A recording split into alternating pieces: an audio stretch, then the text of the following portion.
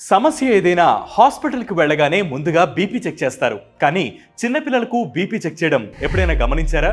లేదు కదా. అలాగని పిల్లల్లో బీపీ ఉండదని కాదు, వారికి కూడా బ్లడ్ ప్రెషర్ ఉంటుంది, హై బీపీ వచ్చే అవకాశాలు కూడా ఉంటాయి.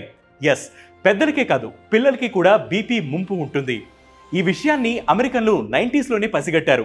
అప్పట్లో అక్కడ 5% కన్నా ఎక్కువ మంది పిల్లలకు ఈ సమస్యతో బాధపడుతున్నారని గుర్తించారు. మన దేశంలో కూడా సుమారు 7% మంది పిల్లలు అధిక రక్తపోటుతో బాధపడుతున్నారని అంచనా. సాధారణంగా 13 ఏళ్లు పైబడిన వారికి బీపీ 120/80 లోపు ఉంటే నార్మల్. కానీ పిల్లల్లో అలా కాదు.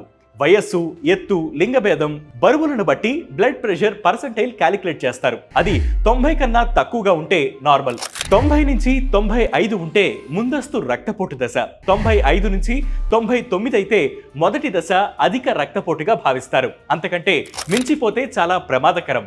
అయితే పిల్లల్లో హై బీపీ 2 రకాలుగా ఉంటుంది. మొదటిది ప్రైమరీ హైపర్ టెన్షన్. ఇది చాలా వరకు 6 ఏళ్ల పైబడిన వారిలో కనిపిస్తూ ఉంటుంది. అధిక బరువు, కుటుంబంలో ఎవరికైనా రక్తపోటు ఉండడం, అధిక కొలెస్ట్రాల్, ఉప్పు ఎక్కువగా తినడం, ఎక్కువసేపు కదలకుండా కూర్చోవడం, శారీరక శ్రమ లేకపోవడం వంటి వాటి వల్ల ఇది వస్తూ ఉంటుంది. రెండవది సెకండరీ హైపర్ టెన్షన్. ఇది 6 ఏళ్ల లోపు పిల్లల్లో ఎక్కువగా కనిపిస్తూ ఉంటుంది. ప్రధానంగా కిడ్నీ, రక్తనాళ జబ్బుల వల్ల ఇది వస్తూ ఉంటుంది. కొన్నిసార్లు దీనివల్ల ఫిట్స్ కూడా వచ్చే అవకాశం ఉంది. కారణం ఏదైనా పిల్లల్లో హై బీపీ లక్షణాలు గుర్తించడం కష్టం. అయితే గుండె దడ, ఛాతి నొప్పి, తలనొప్పి, తలతిప్పు, పడుకొని లేవగానే తలనొప్పి, ఆయాసం వంటి లక్షణాలు కనిపిస్తే ఒక్కసారి వైద్యులను సంప్రదించడం మంచిది. ఇలాంటి హెల్త్ వీడియోస్ మరియు హెల్త్ టిప్స్ కోసం వెంటనే వై2 న్యూస్ తెలుగు యూట్యూబ్ ఛానల్ ని సబ్స్క్రైబ్ చేయండి. దాంతోపాటు వై2 న్యూస్ యాప్ ని ఫ్లిప్ చేయండి.